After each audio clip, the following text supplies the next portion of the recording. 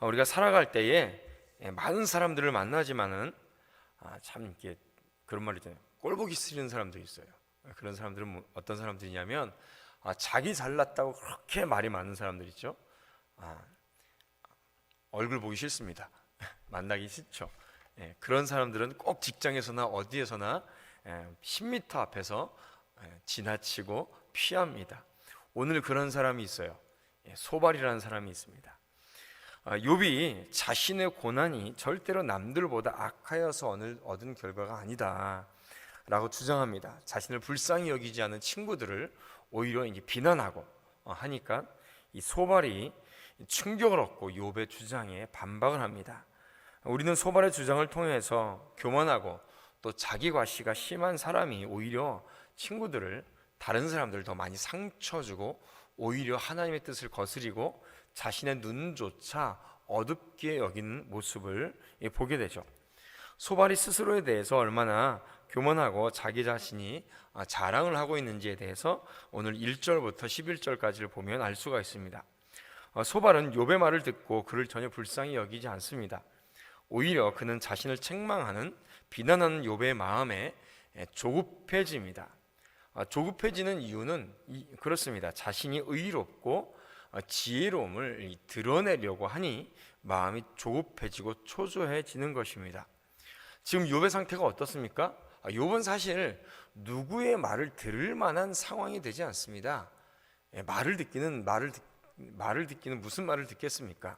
그 앞에 이렇게 오히려 보고 같이 울어주고 답답해하고 가서 이렇게 안아주기라도 하는 게 오히려 욥이 당한 고통에 있어서 적절한 처사죠. 무슨 말을 듣겠어요, 욥이 처한 상황 속에서. 근데 계속 자기의 말을 들어라, 나는 지혜롭다 라고 계속해서 욥에게 얘기를 합니다. 2절부터 보면 그러므로 내 초조한 마음이 나로 하여금 대답하게 하나니 이는 내 중심이 조급함이라.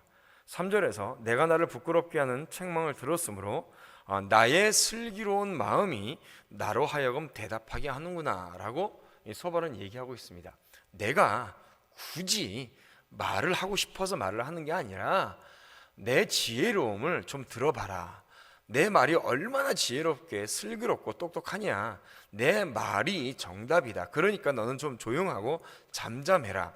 지금 뭐 한마디 듣기도 힘든 욥에게 자기가 지혜롭다고 드러내고 자랑하면서 욥에게 얘기를 하고 있습니다. 우리가 어딜 가나 꼭 이런 사람들이 있어요. 자신의 지혜로움, 자기가 똑똑하다고 자기를 반드시 드러내야만 직성이 풀리는 사람들이 있습니다. 이런 사람들 주위에는 사람이 없습니다. 다가가려고 하지 않죠. 교회에서도 자신이 지혜롭다, 자신이 똑똑하다, 반드시 이것이 맞는 것이다 라고 하면서 자신의 목소리를 크게 내는 사람들 옆에는 사람이 없습니다. 항상 그렇습니다. 오히려 함께 기도하고 그 마음을 위로하고 함께 주의 뜻이 무엇인지를 찾아가 보자, 함께 기도해 봅시다, 함께 주의 말씀에 따라서 목사님의 뜻에 따라서 함께 해봅시다 라고 하는 사람들 옆에 있죠. 소발이 그런 사람이에요. 정반대의 사람이죠. 참으로 소발은 자기 사랑에 충만했던 사람입니다. 자기의 사랑은 하나님보다 자신을 더 높이는 인류의 죄악을 여실히 보여주고 있죠. 자신이 너무나도 똑똑하고 교만했기에 그는 욥의 고통을 볼 수가 없었습니다.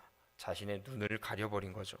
다른 사람을 진심으로 위로해 줄 수 있는 사람은 하나님을 사랑하는 사람입니다. 하나님을 사랑하는 사람이 이웃을 사랑할 수가 있는 것이죠. 하나님과 다른 사람을 사랑하려면 사실상 겸손한 마음을 가져야 됩니다. 이런 사람이 타인의 아픔에 진실로 공감할 수가 있는 것이죠. 4절부터 보면 계속해서 소발은 자신의 과시가 자기 자신을 과시하여서 그것이 굉장히 심합니다. 자신의 지혜와 정당함을 내세워서 고통 속에 있는 친구에게 지지 않으려고 말을 합니다. 안달을 하고 있습니다. 이 4절에 보면 그는 내가 알지 못하느냐 라고 말합니다. 내가 알지 못하느냐, 도대체 네가 이것을 알지 못하느냐 라고 말을 하고 있죠. 그는 자신의 지식에 대해서 말하면서 거침없이 사람이 이 세상에 생긴 때서부터 일어나는 일들을 내가 알지 못하느냐 라고 말을 합니다. 마치 자신이 창세부터 이어오던 진리를 통달한 것처럼 말을 하고 있어요. 그의 교만함이 어느 정도였는지를 잘 드러내고 있습니다. 자신이 모든 기원에 대해서 아는 하나님과 같은 존재라고 가정하고 있습니다. 그는 5절에 또 이렇게 5절부터 이렇게 주장합니다. 악인의 승리는 잠깐이며 경건하지 못한 자의 즐거움도 잠깐이다. 악인의 존귀함이 하늘 높이 닿아 있을지라도 결국 똥처럼 망할 것이다 라고 7절에서 말합니다. 지금 이 얘기는 누구를 얘기를 하고 있느냐면 욥에 대해서 얘기를 하고 있는 거예요. 욥에 대해서. 고통 속에서 몸이 너무나도 아프고 그 뼈가 썩어가고 있고 그 가려움 때문에 기왓장으로 몸을 긁고 있는 얘기에게 있는 욥에게 똥처럼 네가 될 것이다 라고 얘기를 하고 있는 거죠. 어떻게 아프고 힘들고 상처받고 고통받은 사람에게 네가 똥이다 라고 이렇게 얘기를 할 수가 있겠습니까? 소반은 이렇게 저급한 표현을 써가면서 욥을 공격하고 있는 거죠. 앞서 욥은 자신을 불쌍히 여겨 달라면서 형제와 집안의 종과 친구들이 자기에게 어떤 고통을 주었는지에 대해서 하소연하고 또 슬퍼하고 눈물을 흘리고 있었습니다. 소발은 그 상황을 꼬집어내면서 욥을 더욱더 조롱하고 있는 것이죠. 사람들이 욥을 잊어서 결국 욥은 아무것도 아닌 존재가 될 것이라고 말하고 있고 10절에서 욥의 자녀들까지 언급하면서 땅바닥에 주저앉아 있는 욥을 조롱했습니다. 정말로 지혜가 있는 사람은 이렇게 무자비하게 말을 하지 않습니다. 진실로 지혜가 있는 사람은 이렇게 저급하게 말하지 않습니다.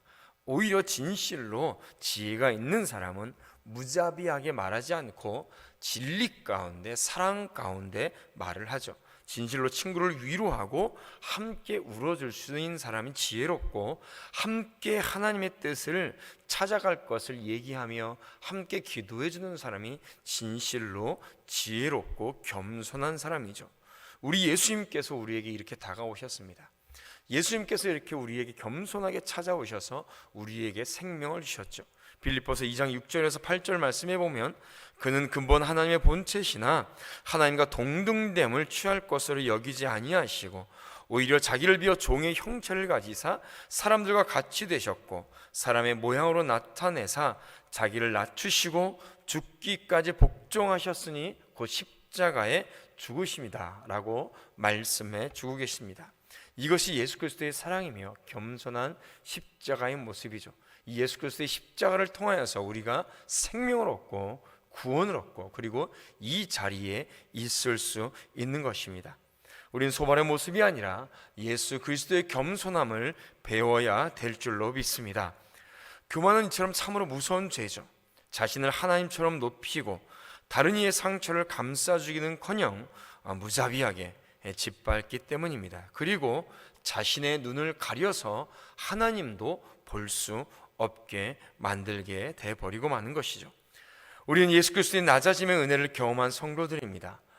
그러므로 인하여서 그 은혜를 경험하여서 참된 위로와 사랑의 교제를 이웃과 함께 나누게 될 수 있는 것이죠. 오늘 거룩한 주일입니다. 이전에 나신 우리 모든 성도들은 예수 그리스도의 십자가를 붙들고 그 사랑 안에 거하시는 줄로 믿습니다.